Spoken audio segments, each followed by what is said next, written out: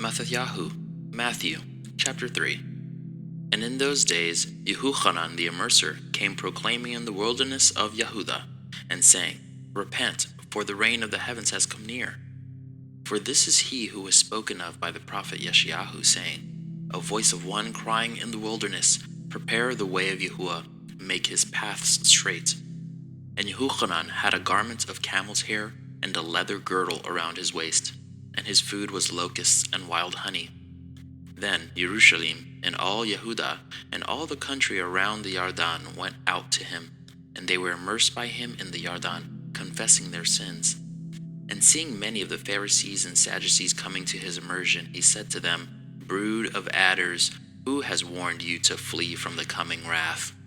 Bear therefore fruits worthy of repentance, and do not think to say to yourselves, We have Abraham as father. For I say to you that Elohim is able to raise up children to Abraham from these stones. And the axe is already laid to the root of the trees. Every tree, then, which does not bear good fruit is cut down and thrown into the fire. I indeed immerse you in water unto repentance, but he who is coming after me is mightier than I, whose sandals I am not worthy to bear. He shall immerse you in the set-apart spirit and fire.